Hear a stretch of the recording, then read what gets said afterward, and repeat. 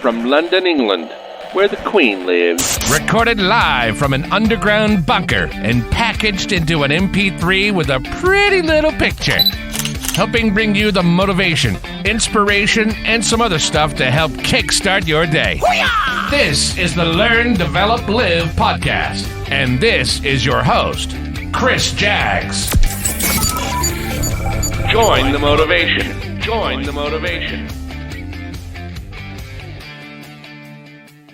Good morning! Happy Monday, everyone. This is another Learn to Live podcast, and I just want to say to you, Happy Monday. It's the start of a brand new week. Poor Monday, again, still the most hated day of the week. But you know what? Last week, Bank Holiday Monday in the UK, you know everyone loved it then, didn't they? Anyway, before we dive into the episode, I just want to give another huge thank you to everyone that is doing anything that is possible in the fight against the coronavirus. It is still very much out there, ripping through people's lives and destroying so many families. Every one of those people that are helping fight the virus or keeping the country moving, you are all heroes. Speaking of heroes, another one emerged this week, or rather last week, as I'm recording this on Friday, for Monday. Let's give a special mention about veteran war captain Tom Moore. Now I'm sure you pretty much know who he is, and the 99-year-old captain has literally taken the world by storm. In about a week or so, aimed to walk 25 metres around his garden 100 times before his 100th birthday on the 30th of April. I think he had an original target of £1,000. Now, Captain Moore, at the time of recording this, as the figure keeps going up every time I look, it's now raised a whopping 20 million plus. And it'll probably be a lot more the time you even hear this. So, to you, Captain Moore, and to all our heroes, thank you. Now let's hit the drop and then let's get going. Hello there, folks. We're mighty glad to have you with us. Learn, develop, live. Learn, develop, live. The perfect start to the day. Do you need some advice? Have you lost your mojo? Do you need some help with a problem? You can email Chris at learndeveloplive.com. And let's smash it together. Okay, so following on from last episode talking about how you can get started and launch a dream and turn it into a reality, a lot of the feedback was about, what if I don't have much confidence in myself? I want to start an X, Y, and Z, but I know I'll be judged. Well, in response to the second one, let's flip that over to you. You'll be judged if you don't start chasing your dream. Maybe not so many people will know about it because, it's your dream and you might not tell many people, but you will, and you will always be your biggest critic, regardless of what people think about you. So my question is, are you going to judge yourself? Think about that one. Now, when we talk about low confidence, we can also talk about low self-esteem, which is widely seen around the world. And the common causes are often if you've been unhappy childhood, where the parents or maybe significant people that were part of your childhood, brothers, sisters, even teachers were extremely critical and like to put you down a lot. Poor academic performance in school easily could lead to a lack of confidence. You may even have other ongoing stressful things in your life going on, such as maybe you got a relationship breaking down or suffering from domestic abuse. Financial trouble can also be a factor in low self-esteem. And look, low confidence, low self-esteem, they come in all shapes and sizes. What might not affect one person can easily affect the next person, as obviously everyone is different. The question is, how do you improve your own confidence in a world that seems determined just to keep knocking you down? This is true for a lot of people, that you can have a million good things said about you, but it takes just one thing to just knock it all down and seem to outweigh it for whatever reason. Human nature? Maybe. Social media is one place that is littered with keyboard warriors who are just waiting to slate the next person who appears to be happy, confident, or just doing something positive in life. Now, I'm willing to bet that somewhere online, there has been a lot of keyboard warriors that have thrown some sort of abuse at Captain Tom Moore, despite him just raising what will probably be well over 20 million for an NHS.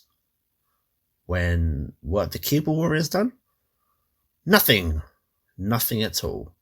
Now, there are plenty of examples out there. You've seen plenty yourself. Find a YouTube video that has a load of comments. I can guarantee you that unless the video creator has muted or deleted the comments, there will be tons of negative comments. And a lot of the time, they aren't even constructive. If you don't like a video, either give a reason, just move on. Don't just say, oh, it's rubbish, because it's brilliant. Because that really doesn't give you much to work with, does it, as a creator of the video? Most recent example I can think of, I saw on IMDb, the Internet Movie Database. Did a feature on them a while back. An amazing place full of so much information. If you're on TV, film, you want to be there. Now, as we recently introduced CBeebies to Finley, one of the shows with Justin Fletcher, who's an amazing guy, and I'm definitely going to do an episode of him and his work with children. He's got a show called Justin's House. Live audience, young kids, singing, dancing, plenty of slapstick comedy, aimed at the youngsters. Now, on IMDb, there were 2 reviews, because I just thought I'd have a look and see what people were saying. One was rated 1 out of 10, and the other was 4 out of 10. And the comments, wow, was it? The show's grim, reminds me of 1980s kids show, basically is crap. Well, for some reason, because I quite like Justin Fletcher and his work, took a bit of offence to this, and left my own review. Big 10 out of 10 rating, and in my review, which pretty much appeared after 2 or 3 minutes of posting it, I mentioned about the show should be judged on the reaction of the live audience, as they are what the show is aimed at, and after all, not the previous 2 keyboard warriors who had slayed the show. Did they have nothing better to do with their time? Clearly not. For whatever reason, there is so much hate in the world, and there are people who generally enjoy causing and watching drama unfold between people they know, family, complete strangers. I mean, I don't really understand it, but it's a sad truth. This is what the soaps on the TV are about, isn't it? Drama. Now, let's talk about confidence. This is one of those subjects that comes up a lot. A lot of my clients have had confidence issues before. Perfectly natural to have confidence issues, because in reality, the world is so negative at times, and that's about whatever's going on out there right now. So when there is a moment of positivity, we tend to grab it, squeeze the life out of it like a giant bear hug. Grrr. Now, if you look up the definition of confidence and what it actually means, there are 2 different meanings. One is about you telling someone something private or secret in confidence, but the main meaning that we're going to look at today, and to quote from the Oxford Dictionary, the feeling or belief that one can have faith in or rely on someone or something. Now, while it may not seem so, if you are in low confidence, I strongly believe that you can do a lot of different things to increase your self-confidence. It's not genetic. You haven't got to be reliant on others, to increase your self-confidence. And if you believe that you're not very competent, not very smart, not very attractive, etc., etc., that can be changed. You can become someone worthy of respect and someone who can pursue what you really want. You can do this by taking control of your life and take control of your self-confidence. You can take a couple of concrete actions that improve your competence, self-image. You can increase your self-confidence without the help of anyone else. It's all you. Now, you can take a couple of actions to start the confidence route. Maybe you can recover what confidence you once had, and, we'll throw a couple of ideas out here, but not all of these are going to work. Some might work better than others, some might not work at all. It's going to be a lot of trial and error and whatever works for you. Now, visualize yourself as what you want to be, and you can start this by jumping in the shower. You can have a shave, you've got a bit of a beard going on. It is amazing how much better you can feel mentally with your own self-image. From there, get yourself dressed. Picture how you want to look. Do you want to lose a few pounds? Maybe put some more muscle on. If one of those things would help with your own self-confidence, then you've already got yourself a starting point. Now, you just have to go and find out how to do these things. That's a completely different step. How about doing one thing that scares you every day? The best way to overcome fear is to actually face it head on. By doing something that scares you every day, you can gain some confidence from every experience. You'll see your self-confidence fly up the charts. So get out of your comfort zone and face your fears. Now, what was that quote from Batman Begins? I think it was, to conquer fear, you must first become fear itself. You get the idea, yeah? Now, next idea might sound a little bit strange, but I do have a quick story about this. I'll back it up. I'd like you to stand tall, cut the slouching, come on. Head up high, show your confidence, even if you don't feel it. Now, you might not have the best posture, but why not look at trying to make yourself better? And of course, your back will love you for it. Now, I was once told about a guy in the Netherlands in Amsterdam. Now, what was it? He was 6'2", fairly tall. But in 1 month, I think he was robbed 8 times. Yes, 8 times. A guy who was 6'2". Why, you may ask? And why did it keep happening so many times? Well, when he walked down the road, he was slouched, head down, and automatically that pose itself shouts out no confidence. Anyway, it must have. He was robbed 8 times, right? Now, what do you think happened when the posture changed? Head held high. Wasn't bothered again. Coincidence? Well, maybe, but the timing says a lot, doesn't it? Now, acting positive yourself is a huge, huge boost of self-confidence. And more than just thinking positive, you can put it into action. Now, action actually is the key to developing self-confidence after all, isn't it? It's one thing to learn to think positive, but you'd start acting on it. You change yourself one action at a time. You are what you do. And so if you change what you do to change what you are, you get the idea. Act in a positive way. You can take action instead of telling yourself you can't. Be positive, people. Talk people in a positive way. Put energy into your actions. You'll soon start to notice a difference. Oh, don't forget, please smile. It's a powerful thing, you know. Question. How well do you know yourself? When going into battle, the wisest general learns to know his enemy very, very well. You can't defeat the enemy without knowing them. You could read Sun Tzu and the Art of War to start with. It's written by, you must have heard of it, written by a Chinese strategist, Sun Tzu, from the 5th century, and covers all aspects of warfare, seeking to advise commanders on how to prepare, mobilize, attack, defend, and treat the vanquished. You may end up going to war with yourself in those negative comments. Attack! When you're trying to overcome a negative self-image and replace it with self-confidence, your enemy is yourself. Get to know yourself well. Start listening to your thoughts, not the negative ones. Positivity here. Start writing a little journal about yourself, about your thoughts and about yourself.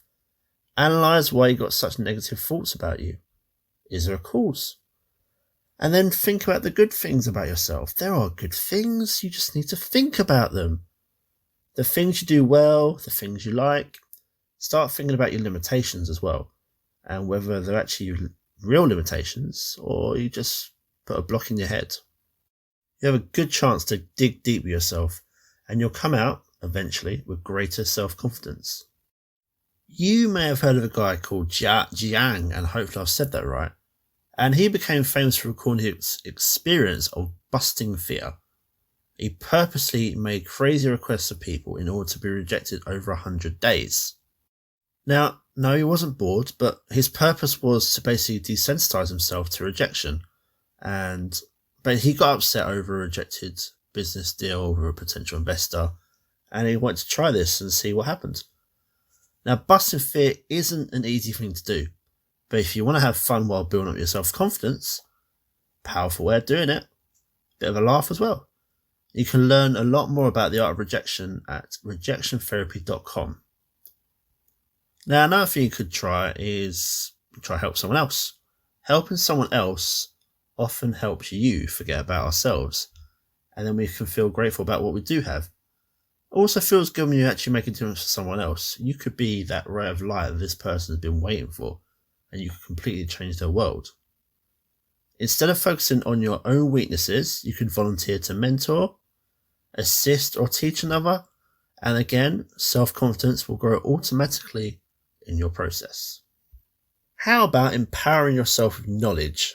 This is another huge confidence booster. The more you know about a subject, the more confidence you will feel and show to others. Now, I've always said many times before, empower yourself with knowledge. Empowering yourself in general is one of the best strategies to build self-confidence. If you feel that you know what you're talking about, you're pretty confident. Whether it's be how to cook, create a website, record a YouTube video, as long as it's relevant to you and of interest. This is also along the same vein as building competence and getting prepared. By becoming more knowledgeable, you'll be more confident, and you'll become more knowledgeable by doing research and studying. The internet is a great tool, of course, but with so many people around, people who have done what you want, books, magazines, educational institutes, there are so many people you can learn from if you go and find the right stuff. Okay, so I've turned the episode into slightly longer than normal, but it's an important one. You've got to get the self-confidence back, and the sooner the better. Look, let's get on the phone and talk some more. My calendar is wide open, ldlcall.com. Get your slot, let's talk some more, and look, I don't buy on the phone either. We can have a chat. I can have a chat like two buddies at the bar, grabbing a drink. Why not? Let's talk soon, and I will see you in the next one. Goodbye. What? It's over already? All over. Thank you for listening to the Learn, Develop, Live podcast. I hope you feel as warm, motivated, and fuzzy inside as I do.